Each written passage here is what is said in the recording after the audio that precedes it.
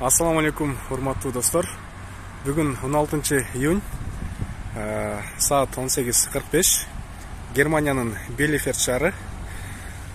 Жаңы эле паркингге токтоп, көңүлүм бир машинеге бурулду. Кыргызстан номер 01 KG 111. Ким болду экен бул? Эгер ойго болсо таанышабыз. Уктап эс алып жатпаган болсо. 01 KG 4200M.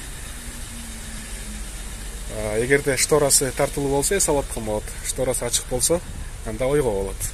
Байкайлы. Тилекке каршы шторасы тартылуу экен. Байкебиз эс алыптыр. Ойготпойбуз, тынчын албайбыз. Буйруса ойгонгондо келип, таанышып, маектешип, Кыргызстандын жаңылыктарын сурайбыз. Мен машинем наркы машина, 3-чү машина. Учурдан пайдаланып, өзүм айдап жүргөн машина менен тааныштырып коеюн сиздерди. 2021 жылы чыгарылган DAF үлгүсүндөгү тягач фура. Кыска эле болгону 16 метр. Ушул машина менен эл катары иштеп, тиричилик кылып жүргөн кезибиз. Азыр мен Бельгиядан май жүктөп келатам. Кадимки ак май тамакка кошулчу. Бул Россиянын Самара шаарына кетет. Мен Белоруссияга чейин алып барам. Москвада биз иштеген ГРТК фирманын Смоленский деген парк базасы бар. Ошол жактын айдоочулары менен алмашабыз прицепти Белоруссиядан, границадан.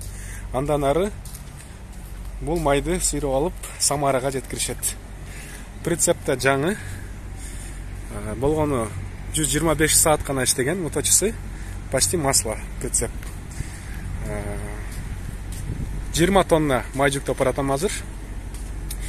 Бул жүктөгөндөн кийин пломба басып беришет. Бул пломбаны бузганга болбойт. Муну только полицейскийлер гана ачып, текшерип, кайра өздөрүнүн пломбасын басып берет. Анан бул качан өзүнүн дарегине жеткенде ошол жерден охранасы гана ачканга укугу бар. Башка эч ким муну ачканга укугу жок. Эгерде жолдо бул пломба үзүлчү болсо, айдоочу жооп берет. Мына ушундай. Азыр тиги байкебиздин ойгонушун күтөлү, барып маектешип келейин буйруса. Алып сурашып, эмне жумуштар менен келди экен, эмне алып келди экен Германияга, же эмне алып кетет экен, буйруса маалымат алабыз.